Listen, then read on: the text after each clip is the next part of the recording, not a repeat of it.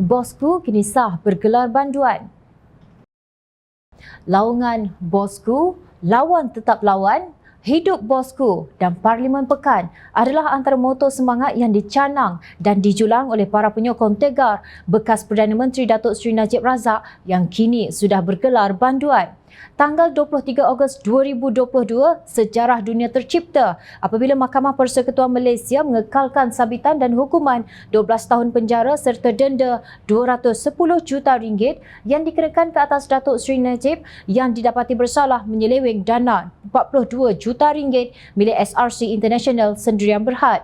Panel 5 hakim dipengerusikan Ketua Hakim Negara Tun Tengku Maimun Tuan Mat sebulat suara membuat keputusan itu selepas mendapati pembelaan Najib sememangnya tidak konsisten dan gagal menimbulkan keraguan munasabah.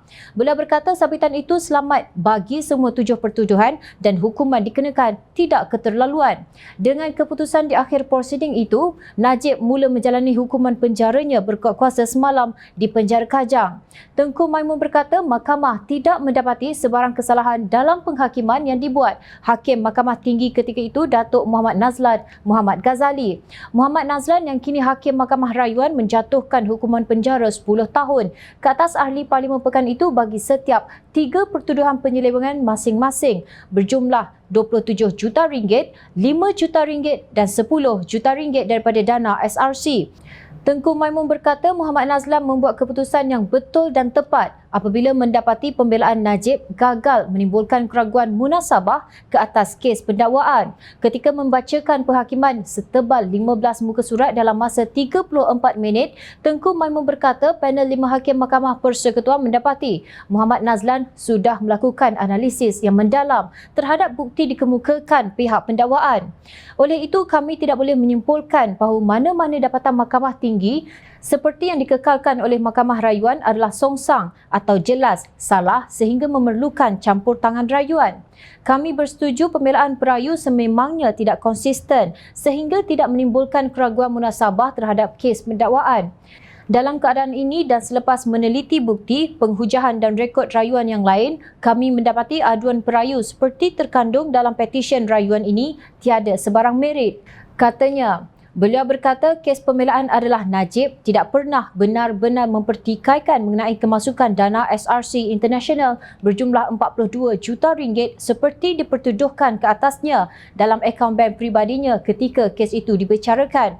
Sebaliknya, beliau berkata bekas Perdana Menteri itu hanya mencabar elemen mens rea atau niat jahat bagi semua 7 kesalahan dikenakan ke atasnya, iaitu menafikan mengetahui dana itu daripada SRC.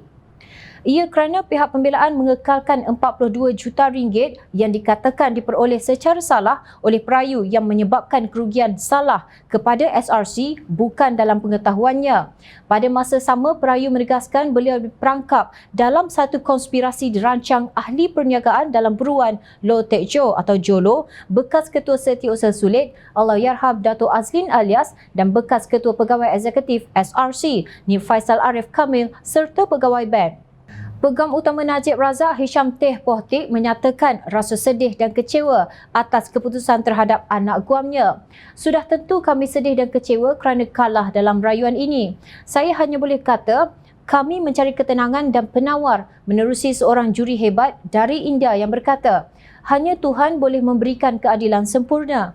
Terima kasih semua. Katanya ringkas kepada media selepas selesai prosiding rayuan akhir di Mahkamah Persekutuan semalam.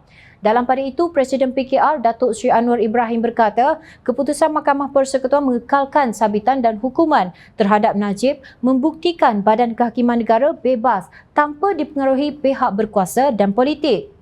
Beliau berkata keputusan dibuat mengikut fakta itu membolehkan negara bersih daripada rasuah. Keputusan rakyat inilah yang membolehkan pendakwaan yang profesional dan ketegasan serta keberanian Badan Kehakiman membuat keputusan mengikut fakta dan hukum, bukan mengikut telunjuk politik pihak yang berkuasa yang kita telah alami selama puluhan tahun. Katanya dalam rakaman video berdurasi 1 minit 35 saat malam tadi. kepada Najib Razak memandangkan anda sendiri yang berkata, saya pergi holiday, maka kami juga ingin mengucapkan selamat bercuti.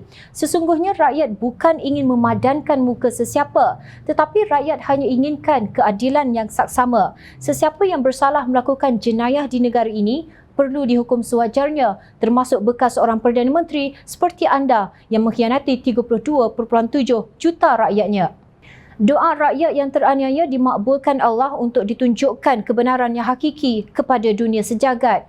Kepada mana-mana pemimpin yang korup, sedang korup atau dalam perbicaraan mahkamah, berhati-hati dan ambil semua ini sebagai pengajaran. Jangan ingat anda akan terlepas. Kepada penyokong tegar, bosku, berhentilah melalak dan meraung. Sebaliknya bermuhasabah diri siapa yang anda puja dan taksub sehingga lupa diri. Hidup, hidup! Hidup, hidup! Hidup, hidup! Parlimen Pekan! Hidup! Hidup! Hidup! Lawan! Lawan! Manusia yang kononnya banyak berjasa kepada anda kini sudah bergelar banduan. Bos kalian kini sudah tiada. Yang ada hanya sejarah ciptaannya, iaitu satu-satunya Perdana Menteri Malaysia dipenjarakan dan bergelar banduan. Noktah.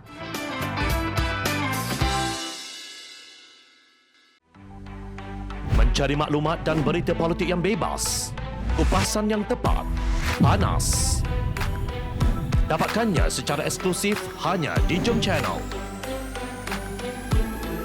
Komitmen kami, rentasan berita Isnin hingga Jumaat. Berbicara dan isu semasa, kami garapkan secara langsung. Panel-panel berkaliber dan profesional. Interaktif, pandangan anda kami raikan. Jangan lupa bersama kami di setiap hujung minggu dalam edisi khas mingguan. Jom Channel, moving forward, sharing a new experience.